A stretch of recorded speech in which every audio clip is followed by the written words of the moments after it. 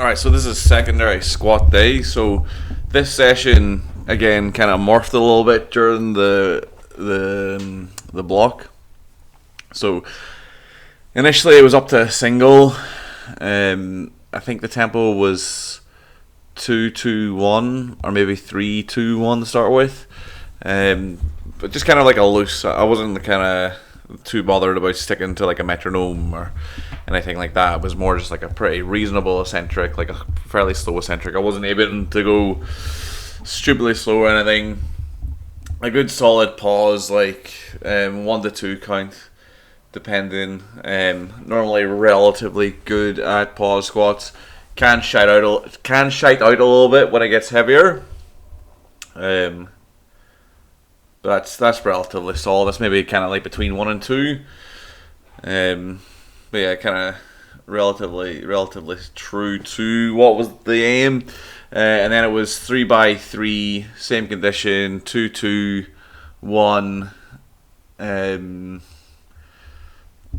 like less weight. I think it ended up being like a 20 kilo strip from whatever the top single was, and the idea behind this session was to get a bit more frequency of squat, because I still do believe that I need like a frequency of 2 in my squat to be able to kind of progress optimally.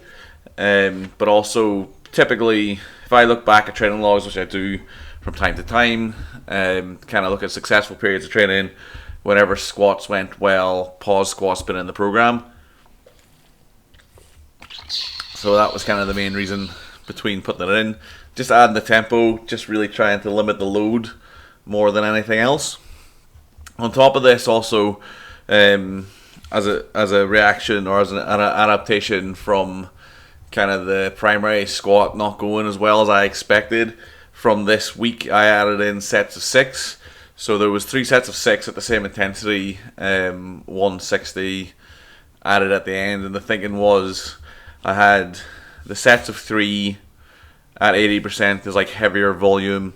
I was then doing like sets of 8 at a lot less weight. It was like 140, I think the sets of 8 were at. So like 80%, probably like 68%, 67% for 8s, and then this 160 is probably around 70%. So just like a medium intensity versus what I was doing in terms of the 3s and the 8s, and just something that had a bit more volume in. So that's the reason why the 6s were in. It was an okay session. I think I was starting to kind of adapt to the training block at that time. Relatively happy with how the training was going. And kind of, obviously, I'm now speaking in the future, so retrospectively there was quite a lot of good things about this block. It's kind of the first block this year where my estimated RM or my squats actually progressed. So that was a good outcome, but there was a lot of things that I think overdid a bit that I'll discuss kind of later on in videos. I'm kind of like two minds with this. I don't know if I should just skip to present day and then just do the videos from there, or if I should just fill the backlog. I think I can probably fill the backlog in 3-4 days if I do 2 or 3 sessions, 2 or 3 videos a day. I should be able to cover the backlog in a week or 2, but it's just whether it's really worth my time.